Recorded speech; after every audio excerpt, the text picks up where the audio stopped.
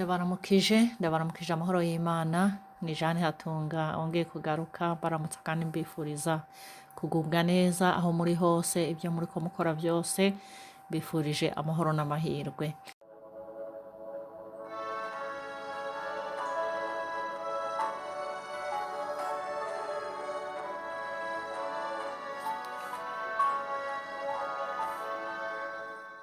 Ama rero uno munsi tugomba twige, tugomba tuganire, tugomba duhugurane ku bijanye n'ubuzima tubamo hano mu miryango yacu, mu ngo. Murazi ko mu biganiro dukora tugenda tuvugana ibyo twokora kugira ngo ubuzima bwacu burusheho kuba bwiza, turusheho kugira ubuzima buzima kandi bwuzuye, ariko kandi tukongera tukiga n'ibintu bimwe bimwe dukwiye kwirinda, kuko kugira ugire ubuzima bwiza nuko hariho ibyo ureka gukora, nuko hari ibyo uja kure, kandi hakaba n'ibindi ukora kugira ngo urusheho kugira ubuzima buzima.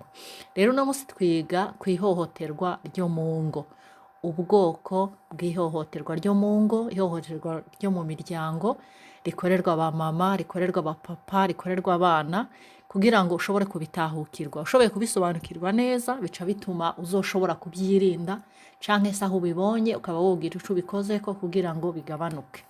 Ubwoko bw'ihohoterwa riba mu miryango nibyo hano twise mu Congereza ngo domestic violence, forms of domestic violence canke domestic abuse. Ni ukuvuga ibintu byose bakorerana hagati mu miryango, umuntu ku wundi, umugabo ku mugore, umugore ku mugabo, ababyeyi ku bana, hanyuma bigatuma abantu bagira ubuzima bubi, bigatuma bababara, bigatuma bakomereka, bigatuma ibi byose turabira hamwe. Ubwoko bwa mbere bambwise ngo ni ihohoterwa rikorerwa ku mubiri, ibintu byose bibabaza umubiri, ibintu byose umuntu ashobora kugukorera. Bavuze ko ari ngo nibwo bwoko bwa mbere bumenyekana cyane, kubera ko aribwo dusanzwe tumenyereye cyane, dukunda kuvuga, dukunda kubona, kandi n'ibimenyetso byabwo biraboneka ku rukoba, biraboneka ku mubiri. Hano berekanye, bavuze nk'umuntu iyo agukubise, iyo umuntu agusunitse akagusukuma akagupushinga ukagwa canke ukikubita ku gihome, iyo umuntu aguturiye, ibi byose biraboneka ku mubiri, ku rukoba.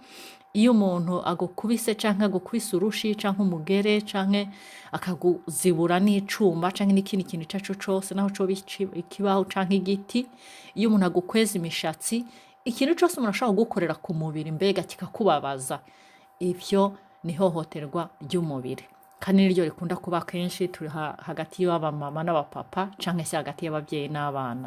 N'ikindi kandi bongeye ko mu ihohoterwa ry'umubiri ni igihe wanse guha umuntu ibyangombwa bituma agira ubuzima bwiza. Nk'aha batanze akarorero igihe bimye umuntu imiti kandi agwaye, nayo nyene bayishize muri ubu bwoko bwa physical abuse, bibabaza umubiri. Ubwoko bwa kabiri bw'ihohoterwa rikorerwa mu ngo, rikorerwa mu miryango, ni ubwoko bwo kubabazanya ariko mu kibano, mu buryo bw'imibanire yacu. Babyise ngo ni social abuse, baca mbere bashirako na isolation, mu gihe ubujije umuntu, ufungiraniye umuntu ahantu. Kandi bavuze ngo ubu ni uburyo umuntu akoresha ku wundi, akamubuza gushikira ibindi bintu bikenewe, ibindi bintu ashobora kuronka hawe n'abandi, ibindi ashobora gukorerwa, canke se akamubuza kugendana n'abagenzi, akamubuza kugira abagenzi, akamubuza kubonana n'imiryango, akamubuza kuja no ku kazi kuko nabyo nyene birabaho, akamubuza kuja kuraba ahantu habereye ibirori, akamubuza neza na neza, akavuga ati sinshaka kujayo, guma ngaha mu nzu ntaco uja gukora. Batanze uburorero bw'umuntu ushobora gukontorora uwundi aho agiye hose, akamukurikirana, agashiraho ingenzi zizogenda zimugenzura ibyo yagiyemwo, naho yagiye, nabo bari kumwe. Ni igihe kandi abuza umuntu gukoresha amahera mu kugura ikintu yarakeneye mu buzima bwiwe, uretse ko ibi by'amahera bifise ubundi bwoko, ariko cane yamukurikirana, agakurikirana ibintu byose yakoze. Nk'igihe tuvuge ajanye n'abagenzi, bakaba boshobora kunywa akayi canke bakaba boshobora kugura ibyo kurya, uyu muntu akamubuza ko aja mu bagenzi neza na neza, akamufungira mu nzu. Hanyuma ni igihe kandi umuntu agukontorora akakubuza kwambara ubwoko ubu n'ubu, canke akagutegeka ati ambara iki gusa, iki kindi ntucambare. Ni igihe umuntu akubuza kuronka ikintu icarico cose cyotuma ubonana n'abandi, cyotuma ukorana n'abandi, hanyuma agaca gutegeka umwanya n'isaha utegerezwa kuba ari muhira, naho utegerezwa kuja akaba ari wahamenya, akaba ari wahakontorora, ibindi byose akabikubuza. Hanyuma ubwoko bwa gatatu nubwo bita emotional and psychological canke se mental abuse. Aha bavuga ngo haraha ibi banditse hano ku ruhande bivuga ngo ntufungwe amaso n'urukundo kubera ukunda umuntu cane bigaca bituma ibyo agukorera utabibona. Cane cane emotional abuse ni igihe akubabaza mu mutima, akwicira amarangamutima, akwicira uko wiyumva neza neza, ukumva byose byarapfuye, ukumva nta kintu na kimwe kikikunezeza. Abantu bamaze guhura n'iyi abuse usanga nta kintu na kimwe kikibanezeza, badashobora kuja aho ibinezereza abandi biri. Canke se naho yoba yagiye ari nko mu rubanza, ibyiza byose byabayemo we ntibimushikako, ntibimunezereza kuko we abona ari bibi, yaramaze kubabara mu mutima. Uyu muntu rero akarorero ka mbere batanze ngo ni umuntu ubabaza uwundi akoresheje kutamuvugisha, agafunga byose ntasubire kumuvugisha na gato, kandi babana mu nzu akamufungana neza neza ntasubire kumuvugisha. Ica kabiri ngo ni igihe urya muntu akubwiye ati ibi bintu wankoreye byambabaje, wewe ntabyemere, ntanabyumve, ntashake no kumva neza na neza ko yakubabaje, akabihakana agatsemba. Canke se kumva arakubwiye ngo nawe ngo ako n'akantu kakubabaje, kandi koko yakubabaje, n'uwundi muntu wamubwira ati yamara yankoreye ibi niba, akavuga ati yego kweri yarakubabaje, ariko we wabimubwira akabisuzugura, akabica amazi, akavuga ngo ako niko kakubabaje, ngo nawe ubabazwa n'ubusa. N'igihe kandi akoze uko ashoboye kose mu byo agukorera, mu byo akubwira, agashaka kugukoza isoni, akakwereka yuko ibyo uri gukora umenga uri gukora ibintu udafise ubwenge, akakubwira ko ahubwo mu mutwe ataburiyo. Canke se ibyo yakoze bibi, yagukoreye ibintu bibi, wewe akakora uko ashoboye kugira yisigure, akakwereka ahubwo ko ari wewe mubi, agakomeza akwagiriza yuko ari we wabiteye ibibi yagukoreye, akakwemeza ko ari wowe wabiteye kugira bigukorere. Hanyuma hari n'ikindi gihe nanone kandi karorero batanze, ni umuntu uko ukoresha amajambo avuga ngo iyo uba wankunda ngo uba ukoze ibi n'ibi n'ibi, ngo iyo uba wankunda ngo ntuba wakoze iki, mbega akagerageza kugukontroresha amajambo akoresheje urukundo. Niyo mpamvu abantu bavuze ngo ntuzokwemere gufungwa amaso n'urukundo ukunda umuntu ngo akwicira ubuzima, akwicira umutima, uzugerageze umubwire canke se urondere ubufasha ukuntu wofashwa. Hanyuma aha naho hari ahandi bavuze ngo minimizing, denying or blaming you for their behavior. Aka twakavuzeho haruguru, ni igihe umuntu akoze ibintu bituma uza kumva yuko ari we wabiteye kugira ugirirwe nabi, ugaca guma wicira urubanza wenyene, canke we akagucira urubanza. Hari n'ikindi gihe agutesha agaciro akurishije ibikorwa byiwe, canke ibikorwa byiwe bikakwereka we ntaco umaze, akakwereka yuko ibyo yakoze ari ukubera ko we n'ubundi nta byiza ukwiye. Ibyo byose ni kukononera ubuzima, ni kukonona mu mutima, akakwica mu mutwe neza neza, ugasigara umenga ugenda uri kingingi, nta kintu na kimwe kikunezeza. Hari n'igihe rero hano bavuga ngo afata ibintu byabaye ku bandi akabizana akabishira kuri wewe, akabikoresha mu kugira kwicire umutima, akakwereka ngo nawe rero ngo wamenye naka ko yagize ibi n'ibi, ngo nawe nguraje nawe umere ukuntu ngo nguraje nawe ngo ko musigaye mugira ibidata wanje, mbega akakomeza kwicisha amajambo n'ibyabaye ku bandi akabigushirako, agakomeza kwereka ko uko ibyo agukorera ari kubera wewe. Hanyuma ikindi naco ni nk'igihe ku bantu banywa akanywa yaba yaborewe, canke naho yoba atanaborewe ariko agakoresha blaming you for their drugs and alcohol abuse, akakubwira yuko kuba ari kunywa inzoga nyinshi cane, kuba yiyicisha inzoga ari ukubera wewe, akakubwira ko ibyo akora ari ukubera wewe, ari we wabimuteye, bigaca bituma wewe ucirwa urubanza mu mutima wawe, nawe ukumva ubuzima bwawe kumva nyene burahagaze, kuko aguma agucira urubanza imisi yose. Aha naho kandi hari ikindi bavuze kibaho, ni igihe uyu muntu akoresha abana cane cane ku bantu bavyaranye, naho atabara umwana mwabyaranye, umwana murera akamukoresha mu kugira kubabaze.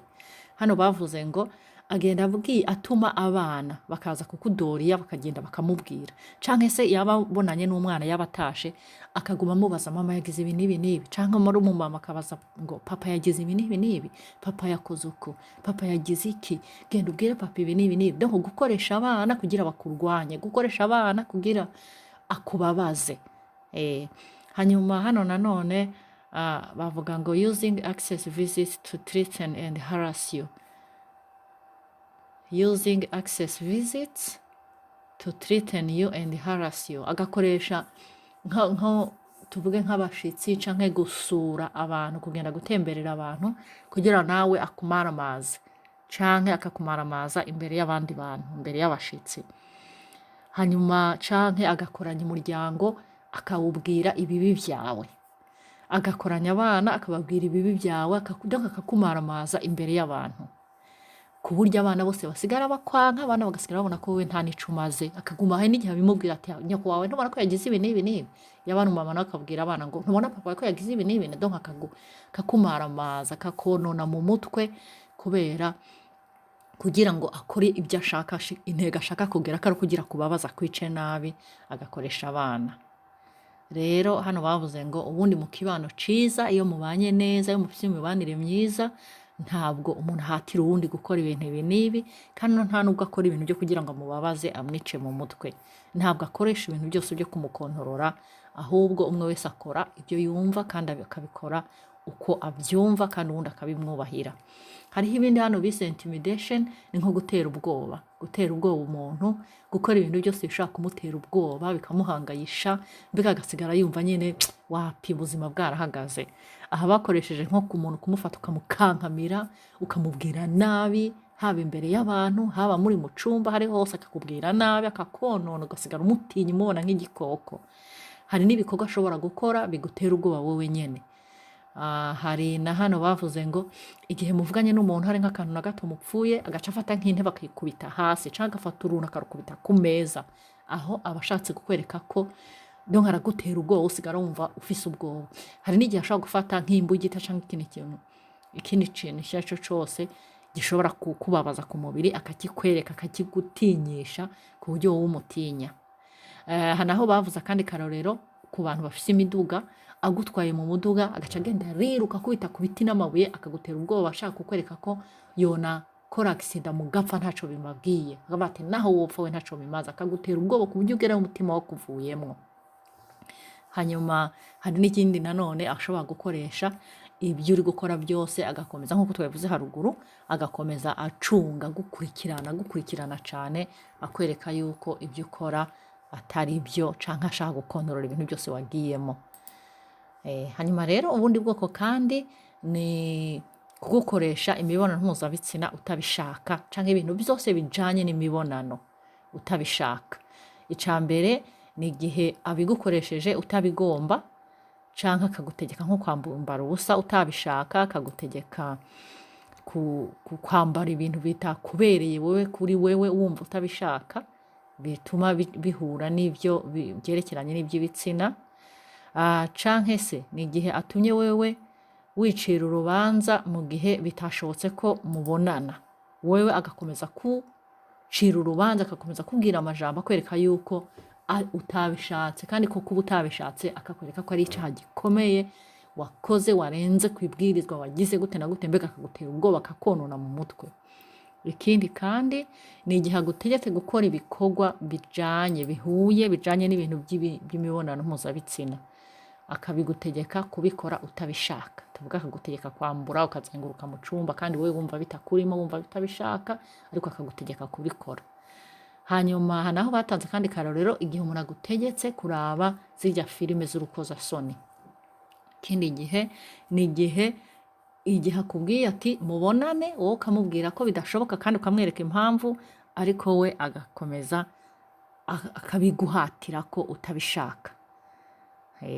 Hari n'ikindi gihe nanone bishika yuko umuntu ashaka kubona usinziriye, akabigukoresha ku ngufu utabishaka, canke n'ubwenge bwagiye waborewe, canke bahuye n'ikindi kibazo gikomeye ubwenge busa n'ubwagiye, ariko akabigukoresha ku ngufu.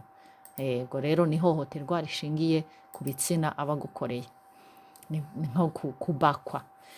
Hama rero hari ubundi bwoko bw'ihohoterwa riba mu miryango ni igihe akubwira amajambo akubabaza, akakwita amazina yo kukubabaza, ibizina bibi, ibizina byo kugutukagura. Ni igihe akubwiye yuko nta kintu umaze, akakwereka ko ntaco umaze. Hano bavuga yuko akaraba nk'uko uteye, akaguma gutuka ibijanye n'uko umubiri wawe, ibijanye n'uko umeze, canke se ibijanye n'ibyo ukora, imyizerere yawe agakomeza yigutukamwo. Aha kandi hariho n'ibyo bita spiritual abuse, mu gihe akoresheje imyizerere yawe akakwereka yuko akabigutuka. Mu gihe akoresheje imyizerere yawe akagukoresha ibyo utashakaga gukora. Nayo nyene ni spiritual abuse, iyo akoze ibintu bikubabaza akoresheje imyizerere yawe, ngo iyo ngo nawe wari wizeye ngo ubukoze iki n'iki, ngo iyo wari umukristo w'ukuri ngo ubukora uku, kandi mu by'ukuri atari ibintu byari bikwiye. Canke se akakubwira, akakutera ubwoba yuko utazoshika mu ijuru, yuko ku bantu bizera, ku bantu baja gusenga, akaza gukorera ibintu akakubwira ati utabikoze ntuzoja mu ijuru, akabigukoresha ku ngufu kandi mu by'ukuri bitari bikwiye. Hanyuma ikindi ni economic abuse, ni igihe umuntu akwima canke se akubuza gukora ku butunzi bwanyu bwo mu muryango kugira nawe ukore ibintu kandi bikenewe. Akantu kose uguze akagakurikirana, ntatume ukora ku rufaranga rwiwe canke ku mahera yiwe, ntatume mu mahera y'umuryango we ntuyashikire. Ni konte mutu, abafise amakonte, ugasanga umwe muri bo ntashobora kuyikora ko, ntashobora no kumenya n'amahera arimwo. Akantu kose akoze akarinda kumutondaguza. Hari n'uwo twigeze kumva ko ngo iyo niyo agiye mu isoko ategerezwa kuzana resi z'ibyo yasumye byose akabirambika ngaha, akamusigurira akantu kose. Donc ntiyemere ko nawe yoba bofa bafatanyije ubwo butunzi, akaguma kontorora ibintu byose cane, n'icyo akeneye ntiyemere ko akigura. Canke hari n'abandi kandi amubuza no kuba yoja mu isoko, amuga ati we icyo uzokenera azumbwira nzokikuzanira, we ntutegerezwa kuja mu isoko na gato, ntutegerezwa gukora ku mafaranga na gato, oya. Hanyuma hari n'ikindi kandi ku bintu by'amadeni, akaguma gushira mu madeni kandi bitari ngombwa, akagushira mu madeni ukazohangayika kuyishura wewe wenyene, canke ugasanga ubutunzi bwose bw'urugo wewe arabukubujije, ntabwo yemeye yuko hari n'ikintu na kimwe wokora kijanye n'ubutunzi bwo mu rugo. Ego rero ivyo byose ni ibintu bijanye n'ihohoterwa ribera mu ngo. Dutegerezwa kuba maso, tukaza turaba mu bintu byose tubona no mu byo dukora kugira ngo ntiduhohoterane. Iyo tubanye mu mahoro twirindira ihohoterwa ryo mu miryango, bituma tugira ubuzima bwiza, bigatuma tugira ubuzima buzima, abana bacu, abagenzi n'ababanyi, byose bikagenda neza kandi tukabana mu mahoro. Sawa, murakoze, naho utaha.